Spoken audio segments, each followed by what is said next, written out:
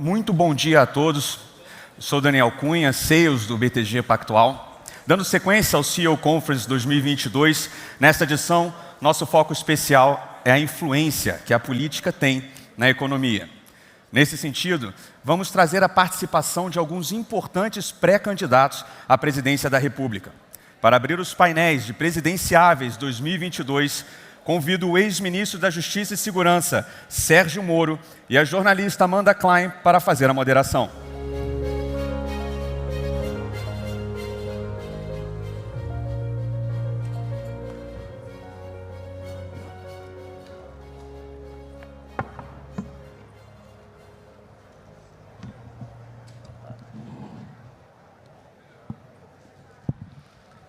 Bom dia a todos, bom dia candidato, bom dia a quem nos acompanha presencialmente. É um prazer participar do CEO Conference pelo segundo ano consecutivo, ver essa plateia muito mais cheia do que no ano passado. Espero que ano que vem possamos estar todos juntos. E bom dia também a quem nos acompanha remotamente. Candidato, o senhor se tornou protagonista da cena política nacional desde 2014, alçado ao posto de herói nas manifestações pró-impeachment da ex-presidente Dilma, visto como algoz dos corruptos por muitos. Largou a toga, assumiu o ministério no governo Bolsonaro e hoje está sentado aqui na minha frente, 8 anos depois, como pré-candidato à presidência da República. São muitas personas em pouco tempo para serem absorvidas pelo imaginário popular. O senhor poderia explicar à população, à sociedade, essas mudanças bruscas, essa transição de papéis que para muitos é vista como contraditório? Bom dia a todos, grande prazer estar aqui, quero agradecer o convite do BTG Pactual, cumprimentar aqui a Amanda, um grande prazer. Olha, eu ouvi uma vez um empresário brasileiro bem sucedido, me deu o seguinte conselho: a cada 10 anos, mude o rumo da sua vida. Então eu tenho até um crédito, porque eu fui 22 anos juiz, então tenho autorização para fazer essas mudanças. Mas para ir para a explicação mais simples possível em relação a isso. Eu era juiz, trabalhei na Operação Lava Jato. A Lava Jato foi um marco no país em que nós quebramos a impunidade da grande corrupção. Eu acho que aqui você tem um verdadeiro privilégio de roubar e não ser punido. E durante a Lava Jato, especialmente os anos em que eu estava lá, os 4 anos entre 2014 e 2018, nós mudamos essa regra. Muita gente dizia que era impossível, mas a gente fez isso. Agora, aceitei o convite para ser ministro da Justiça. Eu tinha um projeto para o país na área da Justiça e Segurança Pública, que envolvia a consolidação do combate à corrupção e envolvia também duas das principais chagas aqui do Brasil, que é criminalidade violenta e crime organizado. Creio que posso dizer que nós somos bem-sucedidos em relação à redução da criminalidade violenta. Houve uma profunda queda no ano de 2019 em relação a 2018. Assassinatos caíram 22%, segundo dados do IPEA, e fomos também bem-sucedidos em relação ao combate ao crime organizado.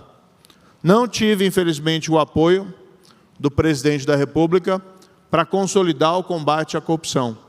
Esse e outros problemas que são já conhecidos me fizeram abandonar o cargo de ministro da Justiça. Poderia lá estar até hoje, mas não estaria sendo sincero comigo mesmo e estaria também traindo a confiança que os brasileiros depositaram em mim durante a Lava Jato e também quando me apoiaram para ir para o Ministério da Justiça. Fui para a vida privada e agora estou me recolocando, agora sim ingressando de fato na política, tá?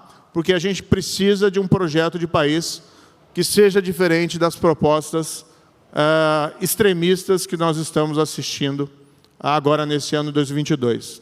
Então a história, uma breve síntese é essa. Mas, candidato, o senhor não vê nenhum tipo de conflito em ter largado décadas na magistratura, no auge da carreira, para assumir o cargo num governo com uma agenda fortemente antipetista? Isso não dá razão ao PT, que acusava a Lava Jato de ser um processo político, e o senhor de ser um juiz político? Não, isso é contar a perspectiva do lado da corrupção. O que houve, sim, foi um grande caso de corrupção, no qual A Petrobras, que é um orgulho nacional, foi submetida, tá? Foi submetida a um grande esquema de suborno que visava o quê? Enriquecer políticos inescrupulosos, tá? Empresários dispostos a pagar subornos e financiar ilegalmente as eleições. Nós revelamos isso através da Lava Jato e nós combatemos isso. E a perspectiva correta é que eu fui para o governo para consolidar esses avanços. Quando eu vi que o governo não era sincero quanto a esses propósitos, quando nós vimos que o próprio governo tinha problemas legais e não tinha menor interesse em prosseguir no combate à corrupção, eu saí. Então, não tem a perspectiva do lado do bandido, do lado do corrupto, do lado do corruptor. Tá? A perspectiva correta dessa história é que nós combatemos a corrupção e continuamos a fazer isso durante o meu ingresso no governo atual. E eu saí quando isso não se mostrou possível, dado a falta de vontade do presidente de prosseguir nessa luta. O senhor tem tentado atrair aqueles eleitores desiludidos, decepcionados com o presidente Bolsonaro. Quais as diferenças entre o senhor e o presidente da República? Olha, eu sou muito diferente, tanto de Bolsonaro como de Lula. Tá? Em primeiro lugar, eu tenho por pressuposto, tá, que nós vivemos uma democracia e que nós temos que fortalecê-la. Não devemos intimidá-la e, por outro lado, também não devemos corrompê-la. Tá? Eu acho que o sucesso do Brasil, inclusive o crescimento econômico inclusivo, depende muito da qualidade das nossas instituições. Não existe aqui uma troca compensatória ou um trade-off entre honestidade e crescimento econômico. No fundo, as duas coisas caminham juntas. Então, eu fui com um projeto que era fundado principalmente no império da lei, tá? Por isso o combate ao crime organizado, na forma da lei, por isso o combate à criminalidade violenta, na forma da lei, e deixei o governo porque não tive o apoio no combate à corrupção. Ou seja, era uma proposta de império da lei. Mas isso está associado muito claramente à nossa própria prosperidade. Se a gente for olhar as democracias modernas, tá, não existe uma democracia moderna que tenha sido bem-sucedido se não partir de um pressuposto de Estado de Direito, império da lei, que o crime não compensa, que ninguém pode estar acima da lei. E essas bandeiras eu carrego comigo até agora. Mas o projeto agora é diferente. E eu posso dizer algo que é essencialmente diferente entre o meu projeto e o projeto do presidente atual, Bolsonaro, e do Lula, é que meu projeto é reformista. Tá? Eu não quero nem revogar reformas e nem vou abandonar as reformas. Nós temos no nosso DNA as reformas que precisam ser feitas para modernizar o país e para a gente voltar a crescer de maneira sustentável e duradoura. Deixa eu aproveitar esse seu gancho, ministro, para entrar justamente no tema que interessa tanto a essa plateia, esse público, que é justamente a economia. O Brasil, infelizmente, tem entrado num ciclo aí de um baixo crescimento crônico há muitos anos e dessa vez exprimido também por inflação alta, juros e desemprego item. Quais são as suas propostas para reverter esse quadro, para gerar crescimento, emprego e renda? Amanda, o diagnóstico é preciso, nós não temos crescido há muito tempo. Tá? O Brasil hoje sofre uma estagnação econômica. A previsão de crescimento nesse ano é 0,38. Já há analistas apontando para uma queda do PIB de 0,5%. Claro que a gente sempre espera o melhor resultado, e eu espero que essas previsões estejam equivocadas, que o Brasil possa crescer mais. O diagnóstico é este, nós estamos parados. Por que nós estamos parados? Nós não temos, há muito tempo, lideranças reformistas. O último governo, tá, que promoveu grandes reformas, nós temos que ser realistas, foi o governo de Fernando Henrique Cardoso, com um breve interlúdio, para a gente ser justo, do governo do Michel Temer, mas foi muito breve. Depois nós tivemos o governo Lula, que não foi reformista, o governo Dilma, que não foi reformista. Claro que alguma coisa sempre sai, alguma pequena reforma sempre é feita, mas as grandes reformas que nós precisamos fazer foram abandonadas, como foram abandonadas agora no governo de Bolsonaro. Se nós não fazemos essas reformas, nós não temos a capacidade de voltar a crescer. E, claro, a gente pode colocar a culpa no Supremo, a gente pode buscar colocar a culpa no Congresso, mas a culpa principal é da liderança não reformista.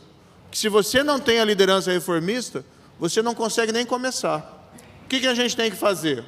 Eu tenho defendido, basicamente, já para 2023, 3 reformas importantes. A tributária, que é essencial para a gente recuperar a produtividade da nossa economia, e ela tem que passar pela unificação dos tributos sobre o consumo, ICMS, ISS, PIS, COFINS, o IPI, porque hoje, 10 entre 10 empresários, a gente conversa e dizem que tem custos operacionais para fazer frente a esse sistema confuso de impostos elevadíssimos, muitos desproporcionais ao que se gasta no equivalente em países estrangeiros. Além disso, esse sistema confuso acaba propiciando uma guerra fiscal, uma luta por subsídios e isenções, que acaba minando a eficiência da nossa economia. Além de gerar um enorme passivo tributário, a gente ouvia muito falar de reclamações sobre o passivo trabalhista, das reclamações trabalhistas, mas, no fundo, o passivo tributário é igualmente danoso. Nós tínhamos que ter mais segurança jurídica e previsibilidade nas relações tributárias. Do outro lado, nós precisamos fazer uma reforma administrativa, cujo objetivo deve ser serviço público de qualidade. Eu sei que, muitas vezes, o mercado financeiro gosta de tratar esse tema na perspectiva da diminuição de custos. E esse é um objetivo válido. No fundo, a gente precisa realmente cortar privilégios, principalmente relacionados e concentrados a uma elite do funcionalismo. Mas o principal objetivo de uma reforma administrativa é alcançar serviço público de qualidade. Inclusive, essa é a forma de passá-la no Congresso. É você perguntar para um pai de família se ele quer mandar o filho dele para uma escola pública de qualidade ou se você quer mandar para uma escola pública de baixo custo. Evidente que a resposta vai ser a primeira. E é isso que a gente tem que perseguir dentro dessa reforma administrativa. Tá? A gente precisa criar, dentro da administração pública, um regime de incentivos, de treinamento e de capacitação para que a gente possa estimular o bom trabalho dos servidores. Tem muita gente, e eu vivenciei isso como juiz, há 22 anos na magistratura, tem muita gente que entra vocacionado, extremamente dedicado, por conta do desejo de trabalhar para o interesse público, isso vai se perdendo com o tempo, porque ele percebe que, por mais que ele se esforce, dia após dia, o trabalho dele não é reconhecido. E aquela pessoa que muitas vezes entrou lá sem qualquer vocação, que é uma minoria, mas entrou lá sem qualquer vocação, e não se dedica, não se esforça, tem o mesmo tratamento que quem trabalha bem. Então, a gente precisa mudar isso, colocar uma meritocracia dentro da nossa administração pública, com meta, desempenho, cobrança, incentivo, capacitação, e tem que ter também, infelizmente, tem que ter também uma forma de você poder expelir, né, o servidor que não respondeu àqueles incentivos. Mas o foco de uma reforma administrativa nunca é demitir servidor público, é sim incentivar para você ter um serviço público de qualidade. Precisamos fazer também uma reforma ética, um pacote ético. Tá? Como eu disse, as democracias modernas são fundadas numa ideia de igualdade, não de privilégio. Tá? Boa parte da nossa incapacidade de crescer, de ter crescimento sustentável e inclusivo, é o fato que nós construímos um sistema de privilégios. Aí ele se apresenta em vários aspectos, dentro da nossa vida social, dentro da nossa vida pública. Então, nós temos que começar também a cortar os privilégios, e começar a cortar esses privilégios lá de cima. 2 coisas que a gente quer fazer, e é um compromisso, e a gente pode dizer aquele compromisso escrito na pedra. Tá? Fim da reeleição para presidente da República, que é até uma forma de você facilitar a aprovação das outras reformas. Porque acontece muito, e a gente vê isso na prática, muitas vezes o Congresso resiste a aprovar reformas que são necessárias, com receio de que aquilo possa ser utilizado. É uma minoria, um pensamento minoritário, mas acontece e acontece. O Congresso resiste a aprovar algumas reformas porque tem medo de potencializar uma reeleição de um candidato, de alguém que está no exercício do poder. Então vamos tirar isso da mesa e acabar com a reeleição para presidente da República, já para o mandatário de 2023, sem ampliação de mandato. Eu acho que é uma discussão válida, mudar de 4 para 5 anos, mas vamos deixar isso para um momento lá, num próximo mandato, não vamos contaminar o debate do fim da reeleição com esse problema. Até porque daí entra em discussão, como é que fica o mandato do senador, etc, etc, enfim. E outra proposta que a gente precisa fazer, vamos acabar com o foro privilegiado, para todo mundo, inclusive para o presidente da República. Eu sei que às vezes existem problemas, às vezes existem sim excessos, tá? Mas esses problemas não justificam o privilégio. O foro privilegiado tem servido, infelizmente, como uma blindagem para a gente que faz coisa errada. Ele é contrário àquela nossa ideia de accountability, de responsabilização dos governantes perante os governados.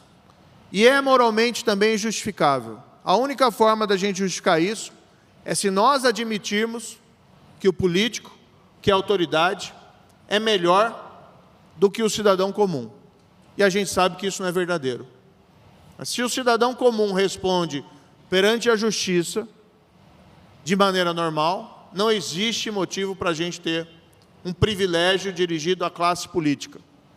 E a grande vantagem de você aprovar uma reforma dessa é que você manda uma sinalização que você está acabando com essa economia de privilégios e que a classe política está disposta a fazer a sua parte e começar a cortar na própria carne. Eu acho, só para finalizar, Amanda, esse ponto, muita gente me diz, é impossível você aprovar isso. Eu acho que se o presidente da República encaminhar uma proposta dessa, extinguindo o foro, inclusive para ele mesmo, ele aprova. É interessante porque o senhor vinculou essas propostas da área econômica ao que o senhor chama de pacote ético, né? Como se as duas coisas andassem juntas e até que facilitassem a aprovação da sua agenda econômica. Só para a gente detalhar alguns pontos dessa agenda, ministro, por exemplo, na reforma tributária, o que o senhor falou, unificação dos impostos, o senhor está mais para aquele IVA nacional que reúne 5 impostos, que era a essência da PEC 45, ou do IVA dual, que tem os impostos federais e depois o IVA também dos estados e municípios, e o que o senhor pensa sobre taxar grandes fortunas, lucros e dividendos, a reforma do imposto de renda, como é que o senhor vê essas questões? Olha, nosso programa ainda está sendo trabalhado, montado. Tá? Tem um grupo de economistas liderado pelo Afonso Celso Pastore. Tá? Evidentemente não é só ele, mas nós temos optado em revelar esses nomes paulatinamente, porque hoje há uma grande pressão, né? E às vezes até a curiosidade da imprensa, que é natural, não tem problema nenhum, mas acaba deixando a vida da pessoa um pouquinho complicada. E o Pastore se dispôs, desde o início, não, o meu nome você pode passar, não tem problema. Tá? Mas nós temos lá um grupo que envolve, tem um grupo permanente e tem um grupo que tem ido fazer uma série de apresentações, né, sobre os mais diversos temas e que nós estamos utilizando essas contribuições para fazer o programa. Então, assim, enquanto o programa não estiver finalizado, eu não posso te dar uma resposta definitiva sobre isso. Eu tenho participado das reuniões, eu tenho a minha opinião a esse respeito. Eu acho essas duas PECs lá interessantes. Tá? Ambas têm pontos a seu favor e em seu desfavor. Por exemplo, a PEC que foi feita, elaborada lá pelo Bernardo App, eu acho que ela tem um prazo de transição muito grande, de 10 anos. Eu acho que uma reforma tem que ter efeitos mais imediatos. Mas eu simpatizo mais com a ideia dele de ter um IVA nacional do que aquela outra proposta em que você tem um IVA federal e um IVA para os estados, tá, e municípios. Então, eu prefiro a simplicidade, né, em relação a esse tema. Agora, a discussão das minúcias, como é que vai ser a alíquota, como é que vai fazer. O que eu tenho presente, basicamente, o que a gente não quer é uma reforma tributária que eleve a carga. A ideia é que seja uma reforma tributária neutra, que não leve a uma elevação. Seja uma reforma tributária basicamente destinada a simplificar e evitar os efeitos colaterais de 27 ICMS, mais um regime federal e mais, sei lá, 6 mil ISS municipais, que vira realmente gera um cenário tributário extremamente complexo. E lucros e dividendos, o senhor acha que entra nisso, grandes fortunas? Ou... Essa é uma discussão que ainda está em andamento. Eu posso dizer assim, em relação ao imposto sobre grandes fortunas, não é algo que nós temos trabalhado.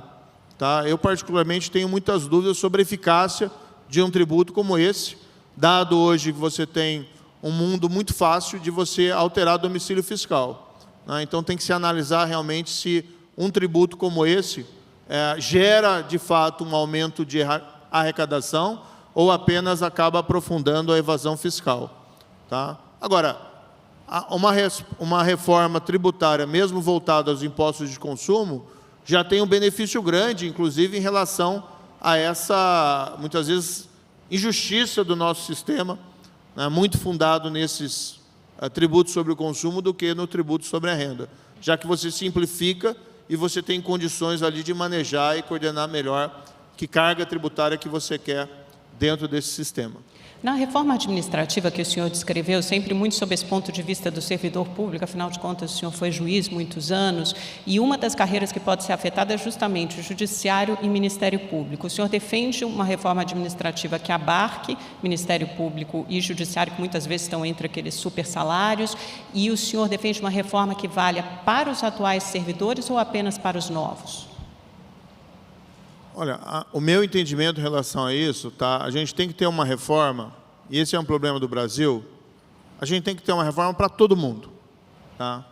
O que a gente tem que fazer é retomar aqueles velhos ideais, nossos velhos ideais, tá? De eliminação de privilégios e promoção da igualdade. É o que eu vejo, por exemplo, voltando ali no regime tributário. Nós temos um regime tributário tão confuso, que gera tamanha improdutividade, que o que os empresários fazem, o que as empresas fazem? Como muitas vezes elas não conseguem lidar, tá, com esse sistema, elas vão buscar no Congresso, elas vão buscar no Judiciário e no Executivo alguma forma de conseguir uma exceção. E fazem isso, não estou dizendo que isso é legítimo. Tá? É legítimo essa busca por um tratamento mais favorável, observado, evidentemente, a forma como se faz isso.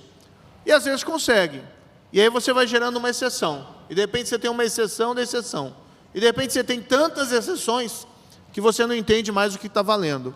É a mesma questão em relação à administração pública.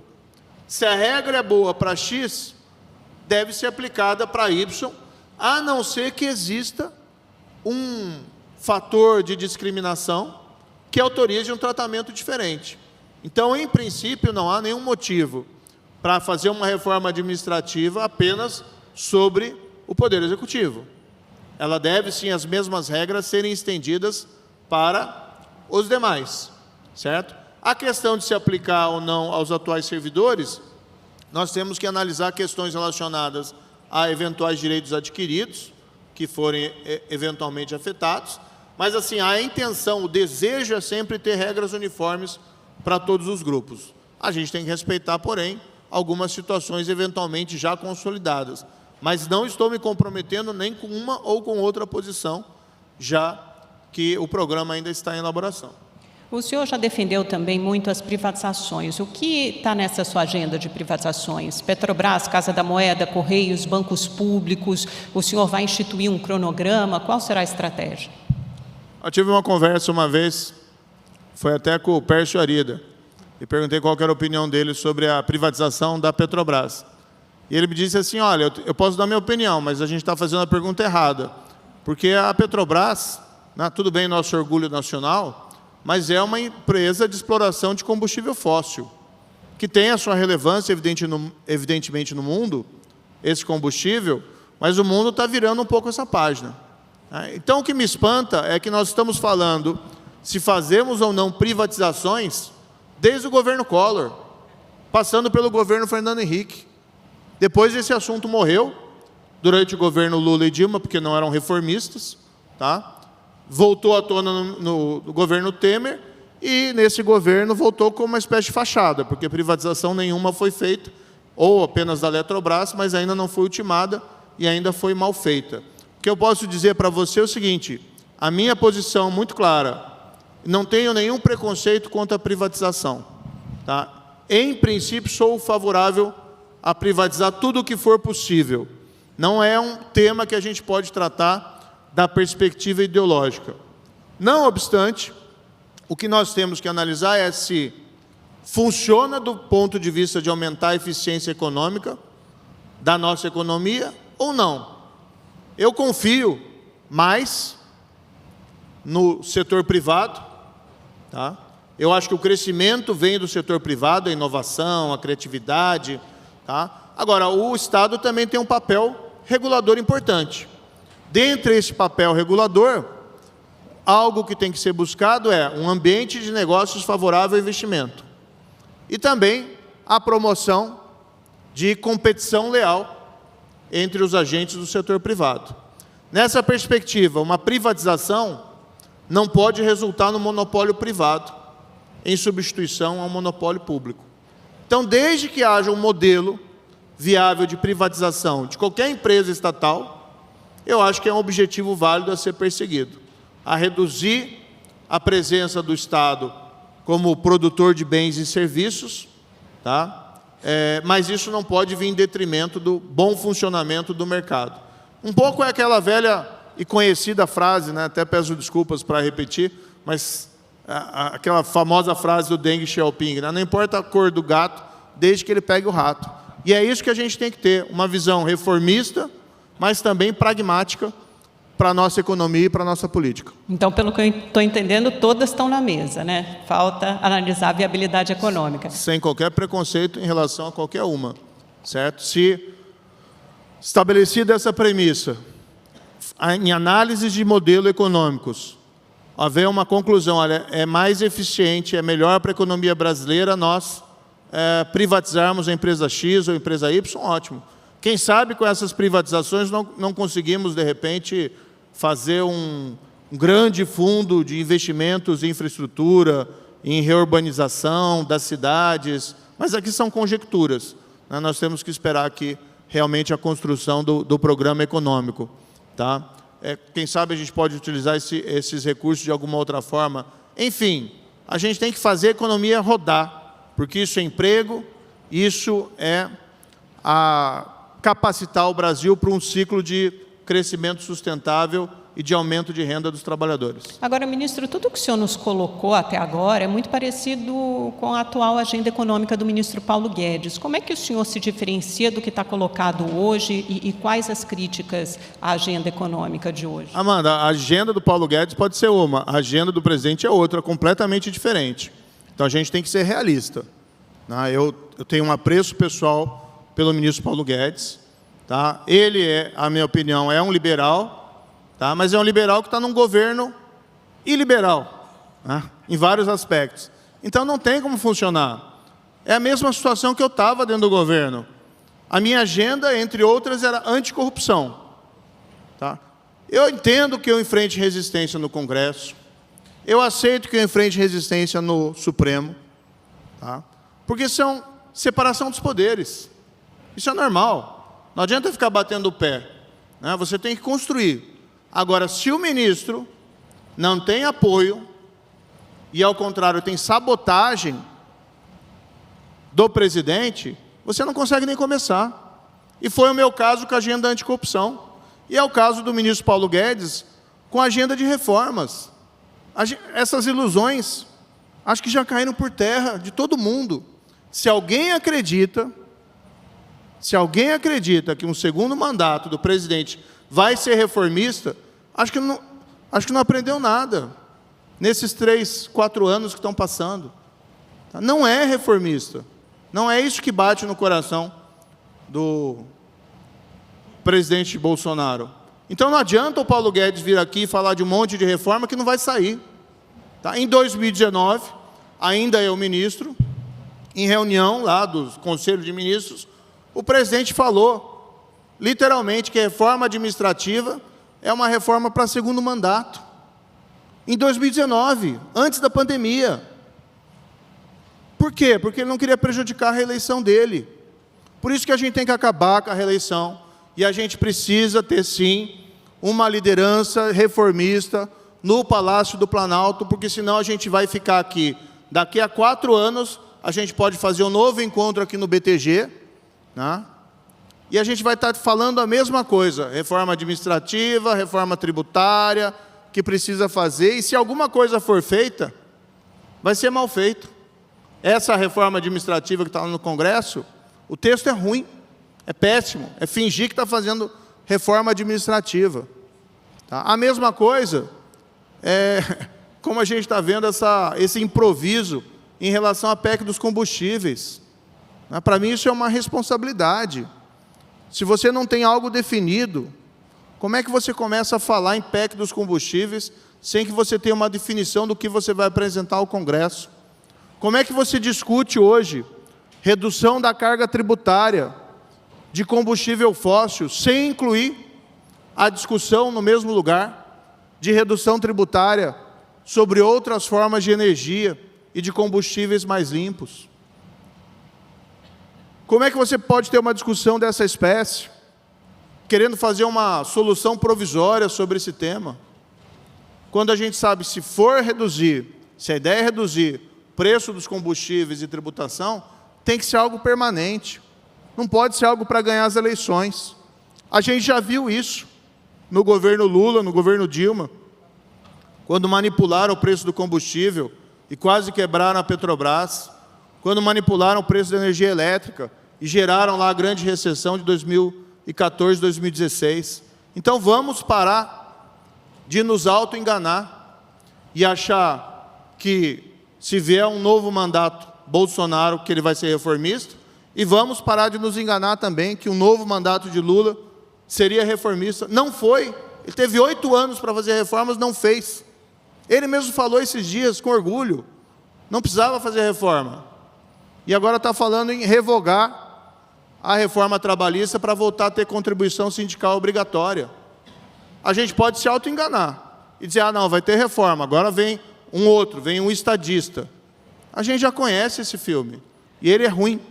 Agora, candidato, é uma equação difícil, né, de difícil solução. O senhor mencionou agora, por exemplo, a PEC dos combustíveis. O preço realmente está salgado, pode ficar mais. Há vários analistas prevendo $100, $120. Eu não sei o que acontece se o Putin apertar o botão lá. Ele pode apertar. A gente pode nem chegar a setembro, outubro. Não sei o que vai acontecer. Mas qual... Vai sair a PEC do trigo daí. Porque vai aumentar o preço do trigo, daí vai ser a PEC do trigo. É bom, tem o lado piadista também. Mas, ministro, o que o senhor proporia como solução, por exemplo, no lugar da PEC dos combustíveis? O senhor já deixou claro que manteria a política de preços atual da Petrobras, né, de paridade com preço internacional com dólar. Teria alguma outra... O que eu sou contra é soluções econômicas feitas de improviso. Né? A história da gambiarra, a história do puxadinho. Tá? Isso não funciona.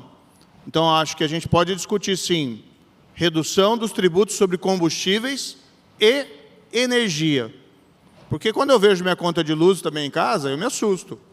Subiu muito, no país inteiro, tá? A conta da energia. E tanto combustível como energia são insumos importantes para a nossa economia, além do consumo das pessoas, mas principalmente são insumos importantes, inclusive para a nossa indústria, para a produção, etc.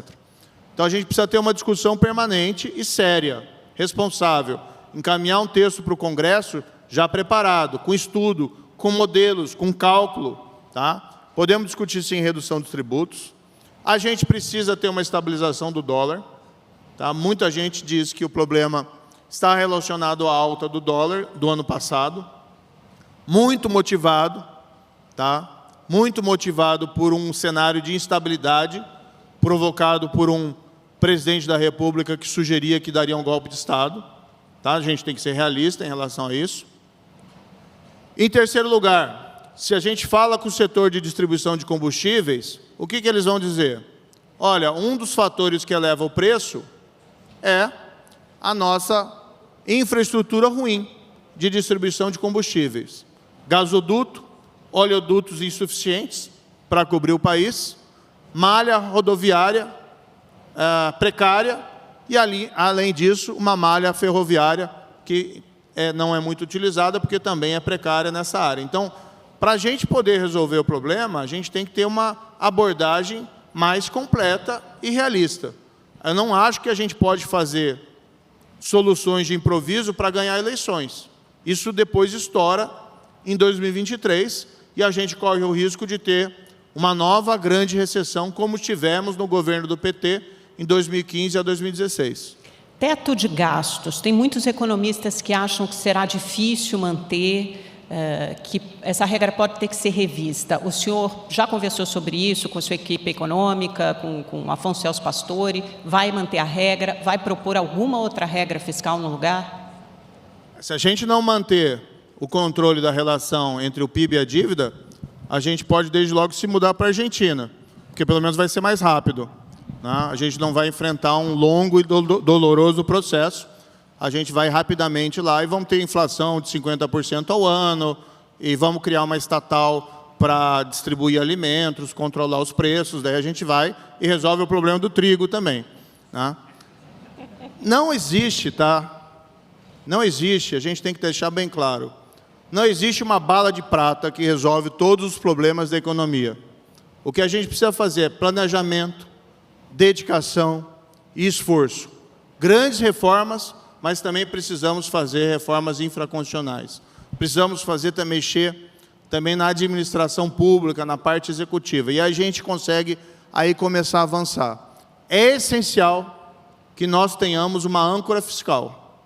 Tá? A gente precisa, sim, responsabilidade social, a gente precisa fazer a economia voltar a crescer, mas se a gente desestabilizar a relação entre dívida e PIB, nós não conseguimos baixar a inflação e não conseguimos baixar os juros, que são condições necessárias para a volta do crescimento sustentável. Então, basicamente, é isso. Se essa âncora fiscal, e isso está sendo discutido no grupo, vai ser uma revitalização do teto, que foi deformado por esse governo e pelo Congresso. Tá?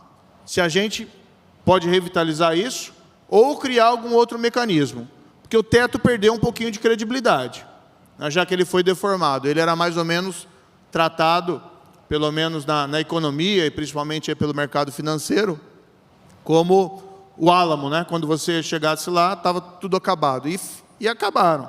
Eu até achei que o mercado financeiro reagiu muito otimisticamente em relação a isso, né? Eu até ouvi de um agente do mercado financeiro que me fez lá a seguinte comparação: olha, a gente prefere um fim horrendo do que um horror sem fim. Mas aí eu repliquei para ele: tá, mas você acha que já acabou? Não acabou, né? Só acaba em 31 de dezembro desse ano. A gente está vendo na PEC dos combustíveis. Cadê a responsabilidade fiscal na proposição de uma medida como essa? Enfim, a gente está discutindo, tá? Ou revitalizar o teto num outro formato, ou alguma outra espécie de âncora fiscal. Isso a gente tem que respeitar o tempo do pessoal que está elaborando o programa econômico. Na área social, o senhor tem falado de um fundo de erradicação da pobreza. Como isso seria financiado? Como funcionaria? O senhor pode nos detalhar um pouco? O que resolve o problema da pobreza e da desigualdade, tá, é o crescimento econômico inclusivo, com emprego e aumento de renda. E, igualmente, educação pública, que precisa ser de qualidade. Agora, a gente não pode ignorar o sofrimento das pessoas no presente momento. A gente tem visto aquelas cenas lamentáveis de fila dos ossos. A gente viu notícias envolvendo aí pessoas caçando lagartos no sertão para poder se alimentar. Então, precisa ter uma medida de urgência em relação a esse tema. Nós temos os programas de transferência de renda, que são importantes. Mas, na prática, eles normalmente completam a conta do fim do mês, né, para as famílias. Eles ajudam na subsistência, mas eles pouco fazem para permitir que as pessoas escapem da armadilha da pobreza. Conversando com especialistas da área, tá, dentro da coordenação do programa lá do Afonso Pastore, há uma sugestão que nos foi apresentada, seria criar uma governança específica no país, tá, que tivesse por uma missão pública institucional a erradicação da pobreza e da fome, coordenando os esforços nacionais com esse objetivo. Os mais pobres padecem de um problema que a gente pode chamar da invisibilidade. Muitas vezes eles não conseguem acesso a serviços públicos que já existem, tá? Seja por burocracia, seja por desconhecimento, seja por uma dificuldade de você conseguir vencer lá as estruturas estatais. Então, a ideia seria criar, no formato de uma agência nacional, em Brasília, uma espécie de força-tarefa nacional de erradicação da pobreza e da fome. Por que agência? Porque a gente quer tirar isso do foco da política partidária. Tá? Nada mais deplorável do que você explorar político partidariamente a miséria e a pobreza. Então, criar uma agência com um diretor com mandato fixo, tá? Trazer para essa força-tarefa, não uma burocracia nova, mas pegar os melhores dos melhores dentro do nosso serviço público. Educação, saúde, emprego, assistência social. Eles podem utilizar a capilaridade que já existe, tá, nos estados e municípios, dos conselhos regionais de assistência social, dos agentes de família da saúde, e com treinamento, capacitação e empoderamento, habilitar esses agentes a resolver os problemas de uma família, de um indivíduo, de uma determinada comunidade. Um exemplo, às vezes tem um pai de família que pode trabalhar, mas ele tem um problema de saúde e não consegue o tratamento no SUS. Tem que colocar como prioridade. Às vezes é um adolescente que pode trabalhar, mas precisa de um curso técnico. Quando ele vai procurar, ele encontra um programa que barra a possibilidade dele participar. Para te dar um exemplo aqui, nós estávamos conversando na elaboração do programa sobre o Pronatec, né, que foi um amplo programa de treinamento durante o governo do PT. O que foi me dito é que os gastos no programa, tá, geraram resultados insuficientes. E um dos pontos que me colocaram, que me chamou a atenção, que se exigia ensino médio completo para fazer o Pronatec.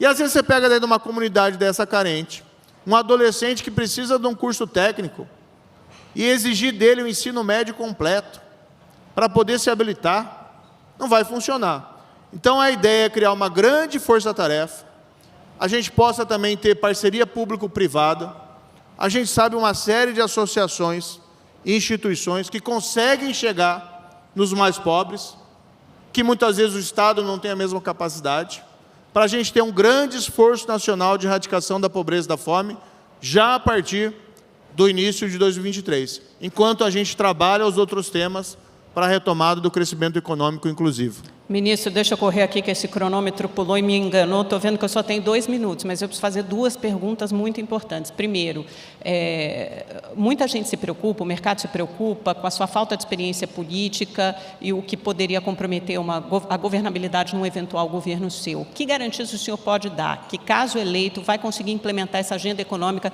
que o senhor defendeu para a gente aqui? Olha, se a gente for olhar assim, pensar desse prisma, vamos pensar que os políticos profissionais não têm feito um bom trabalho, né? Porque faz uns 30 anos que o Brasil não cresce de maneira sustentável. Às vezes eu ouço assim, algumas coisas, o mensalão, o petrolão, o orçamento secreto, eles foram necessários para a gente ter a governabilidade, né? Para o Brasil poder andar para frente.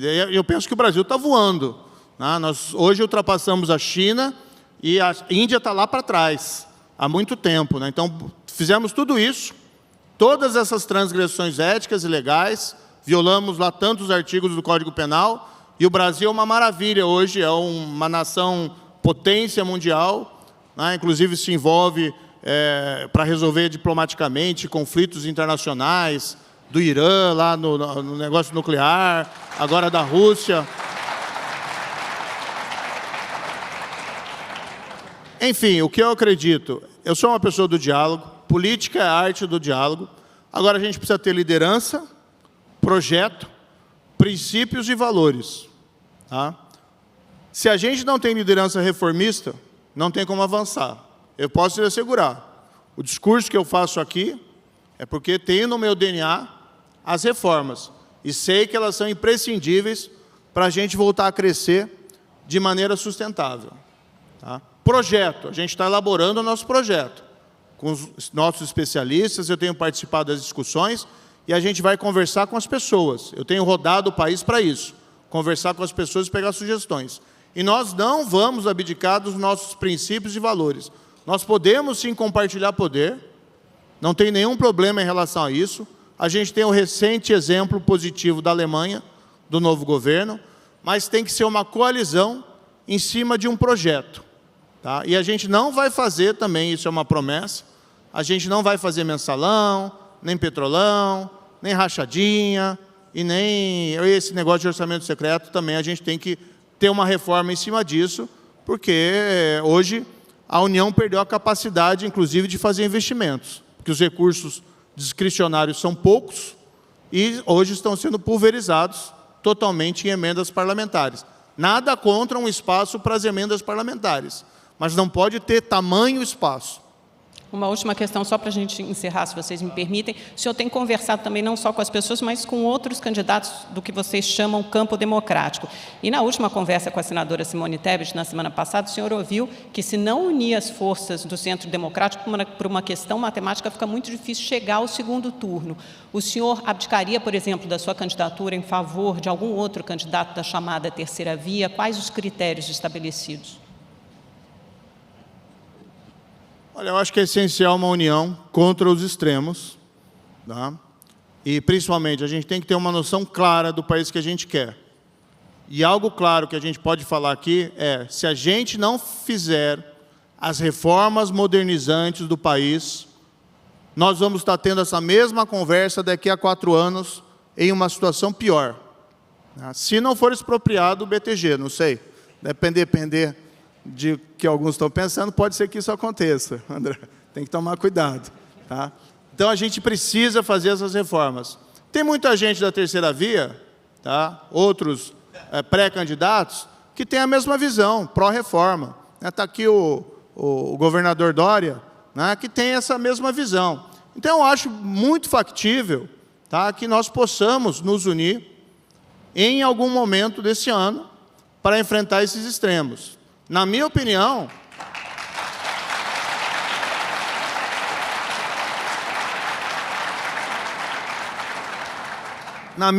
nós já deveríamos estar unidos. Né? Acho que é uma ilusão achar que a gente tem tanto tempo do mundo. Porque os extremos, eles têm máquinas de destruição das pessoas. Podemos aqui utilizar um exemplo, inclusive do governador. Foi duramente atacado durante a pandemia e apresentou as vacinas. Né? Eu tenho sido atacado porque eu combati a corrupção e não concordei em ficar num governo que abandonou essa pauta.